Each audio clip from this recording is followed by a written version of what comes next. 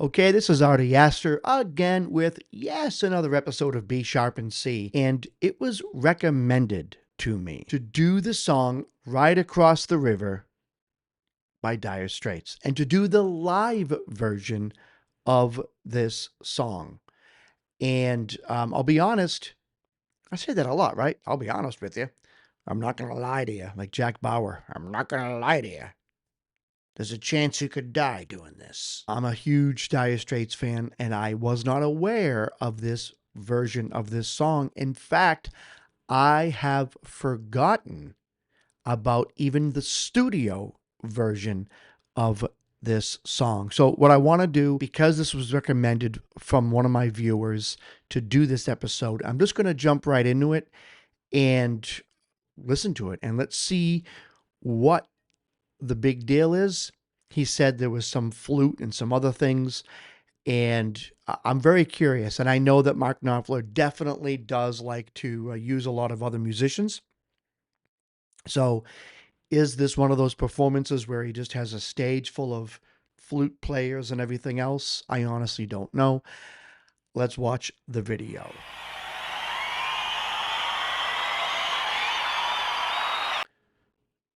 It's 11 minutes.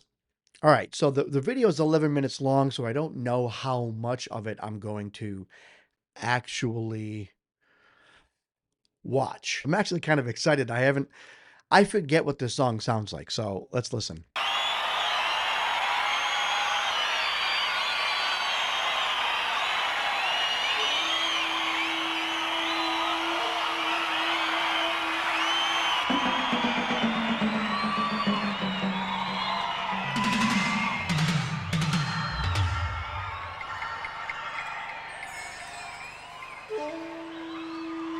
Very different.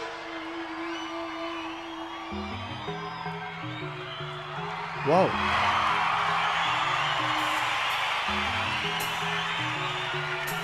All right, right away, because I don't have necessarily a good ear when it comes to, oh, you're playing the flat 5 chord, or you're playing the sharp 4 chord, well, whatever the case is, which quite honestly are both the same, um, depending upon the context. But, it's really interesting because um,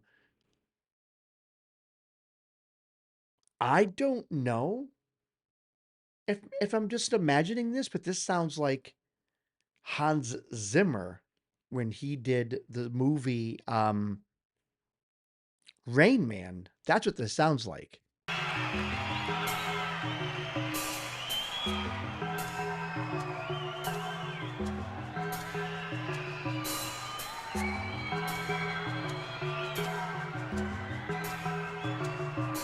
Oh, I love it.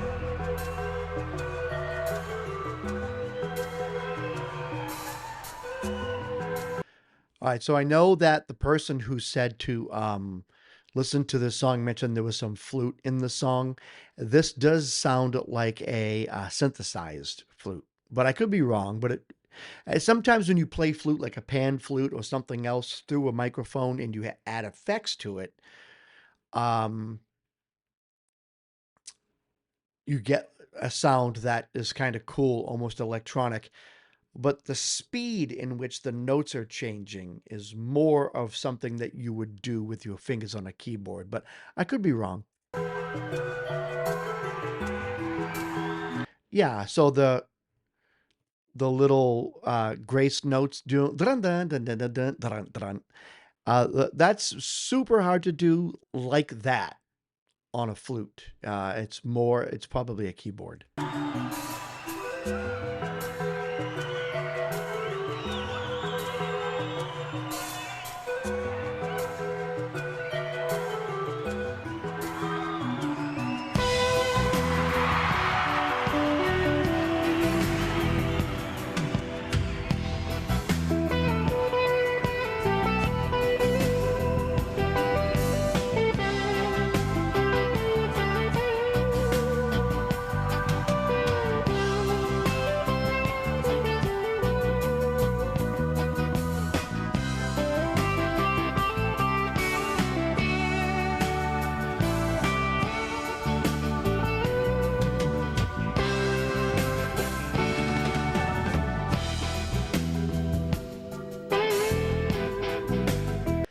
So just that introduction is fantastic. And the bass, and Mark Knopfler likes a good bass player. And the bass is punchy and bouncy, and the weird reggae style scratching with the echo on the guitar. Um, ah, A soldier of freedom in the army of man. We are the chosen with the partisan. Yeah, the cause is noble and the cause it is just. right, that sounds like a real saxophone. We are ready to pay with our lives if we must. Gonna ride across the river, deep and wide.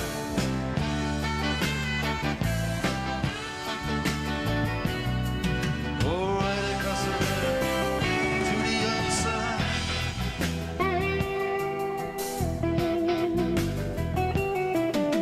A soldier of fortune, I'm a dog of war. We don't give a damn who the killing is for. It's the same old story with a different name. Death or glory, it's a killing game. Right across the river, deep and wide.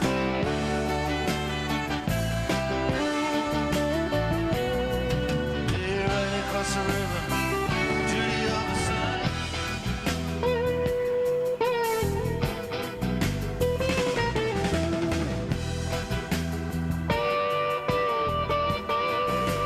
All right, let's take a look at this keyboard player and see if he produces any of those sounds. He's got a setup that I would only dream of having. Um, I I would love to be sitting at that keyboard right now.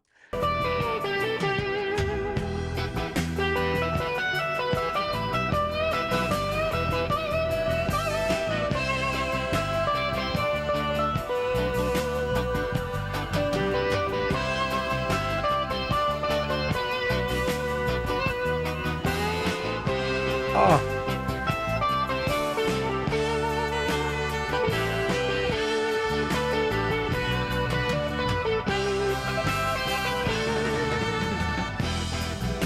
oh yeah, perfect.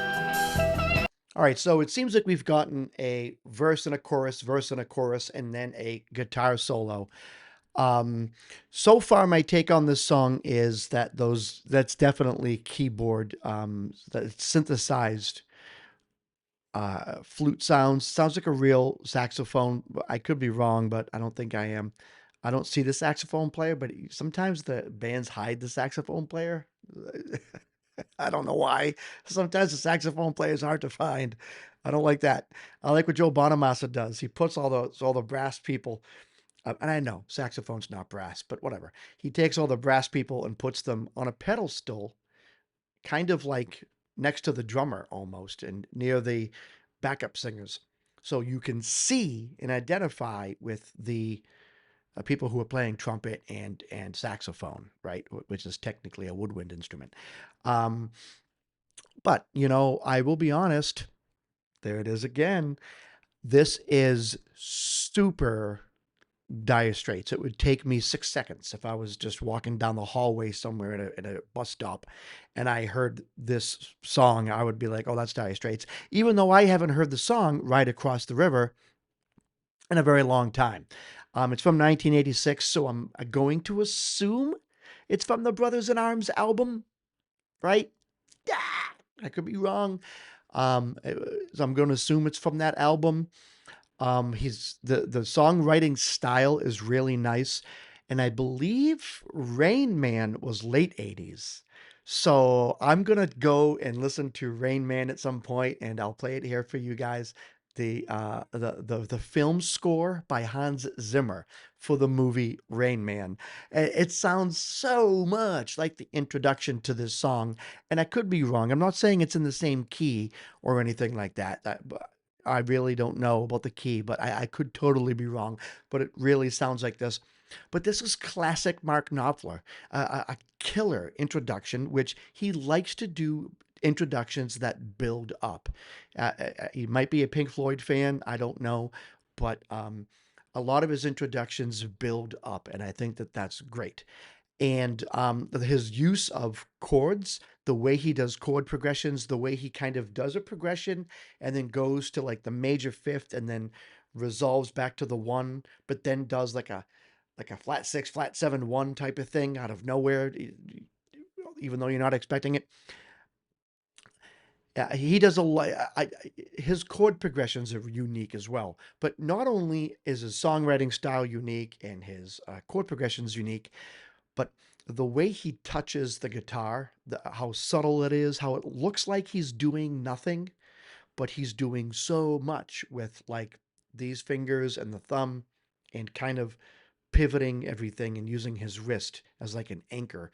It's hard for me to explain, but he definitely has it down to a science to the point where muting 3 or 4 notes before he actually hits the target note is something that he can easily do with that style of play. And that's why you kind of hear like fast clicking, almost like a rake before the target note. And it's because he is muting the strings and then does like a and just clicks with the fingers before he hits the target note. He does it all the time. I haven't heard this song in a long time, and I think it's perfectly done. I love the reggae flair in the song. Um, as you can tell, I'm a big Dire Straits fan, and listening to this really makes me miss the old Mark Knopfler.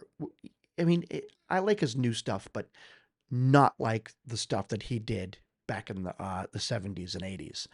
Also, I always thought that his songwriting style would be great with a female vocalist, kind of along the lines of like a Sade type of singer, you know? Um, and he really wanted to sing his own songs.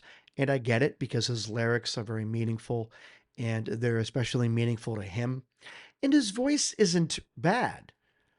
But the way his songs are written, if a smoky, sultry, Sade type singer came in, it would absolutely fit the song. Right there, did you hear that click? Right? He does this clicking. Right there. Nice. Again, he did it.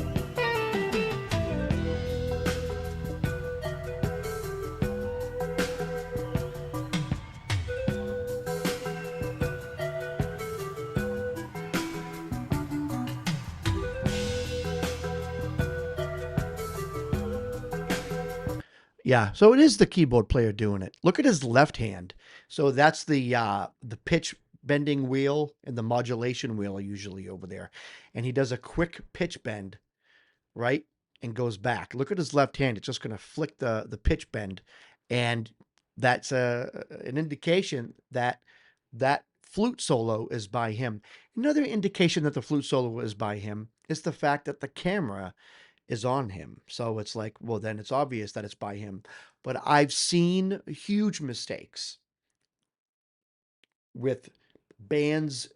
I'm talking Pink Floyd, Stevie Ray Vaughan. I'm talking some of the biggest names out there. I've seen the people who are responsible for producing the video. I've even seen the spotlight come down and the camera go in on a guy who's playing chords on his organ while the guy next to him is doing the actual synthesizer solo and the camera's not on him and the spotlight's not on him, right? So for the whole minute of the synthesizer solo, they're showing the guy doing the accompaniment, right? And that's not necessarily what they wanted to do. They really wanted to show the person doing the solo. That's what they do. But look at this dude's left hand. You'll see what I'm talking about.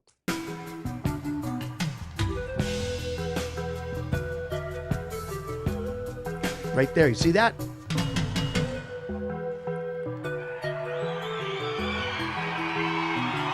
Nothing gonna gonna stop him as the day follow the night. The right become wrong, the left become the right. Then they sing as they march away the flag. So the backing organ for this song is just amazing. It's and that's something that I've always liked about good backing organ is that when the song comes back on, like after this keyboard solo, and you'll see him switch sounds. He actually uses the same keyboard for the backing organ. So after his little solo, he hits a button, it switches to a different type of organ sound, and then he starts playing organ. And listen to the depth that the backing organ gives a song. Nothing gonna stop him as the day follow the night. The right become wrong, the You hear it? left become the right. Then they sing as they march away the flags unfurled. All right, I can't listen to the whole song because with my commentary and everything else that I want to do, I will never finish this video. So let's go right ahead. I'm going to go ahead and put on the studio version of this song because I bet you that introduction to the studio version is going to be a lot more polished, and I bet you it'll sound a lot more like Hans Zimmer. It's got kind of a Peter Gabriel vibe to it too, you know? I mean, Sledgehammer.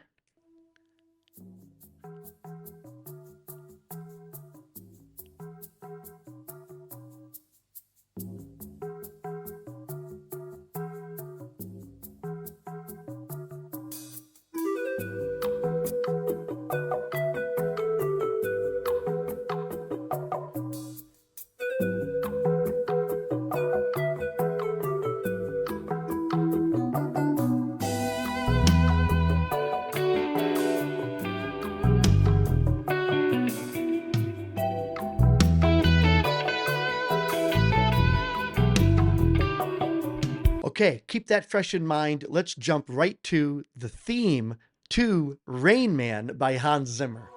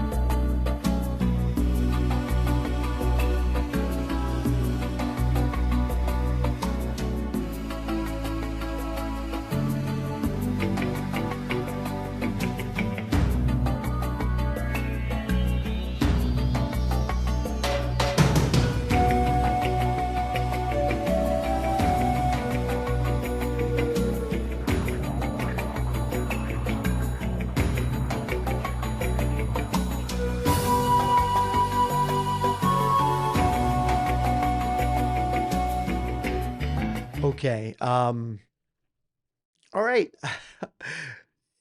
It does sound a little bit like it, like Hans Zimmer, who came out. I think Rain Man was 89 or 88. I remember it being late 80s. I think it was 88 or 89 or something like that. Where Brothers in Arms was 85 or 86. So Mark Knopfler came out with his song first. Do I think that Hans Zimmer heard the Mark Knopfler song and came up with some ideas?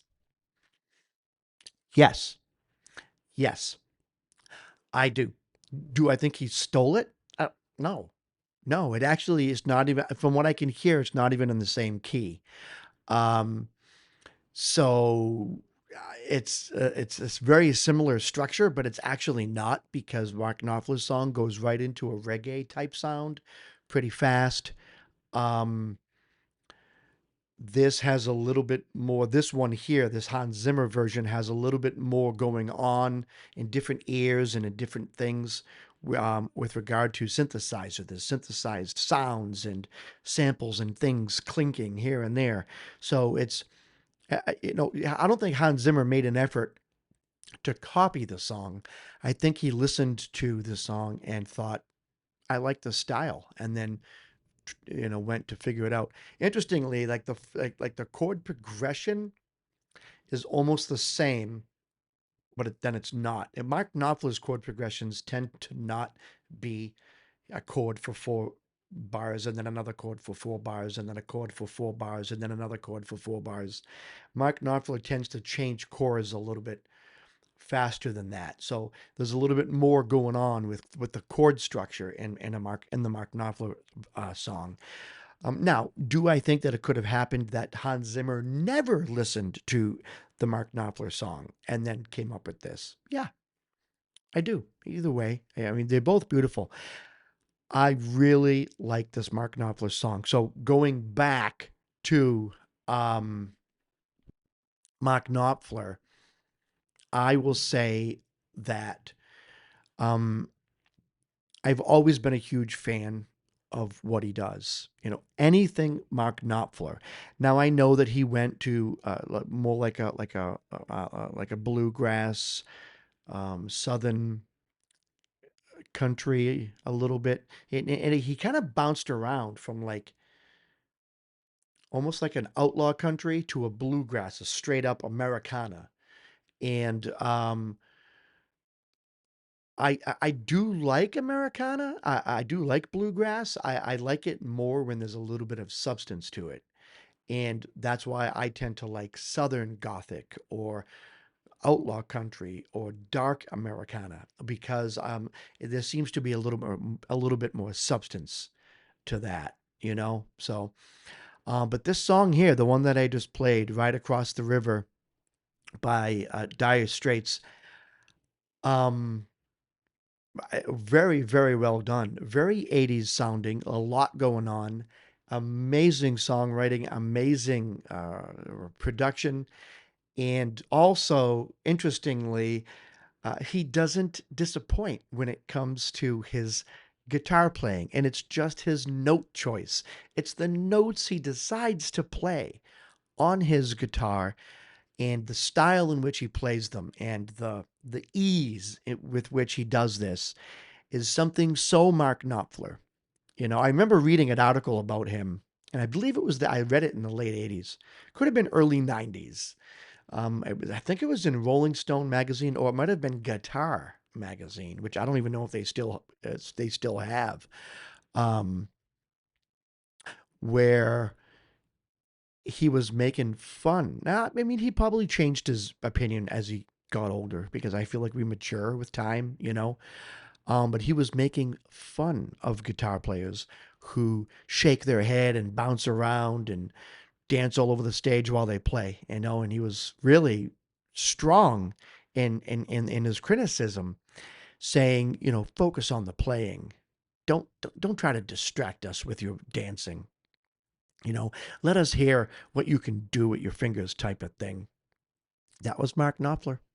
That was Mark Knopfler, kind of like a purist when it comes to his guitar playing. Anyways, this is another episode of B Sharp and C. It was recommended to me through my YouTube channel. Someone commented on one of my videos, and I thank you for that. I will tag you in this video, and I thank you for the suggestion. Keep them coming. Once again, this is Artie Astor with B Sharp and C. Keep it groovy.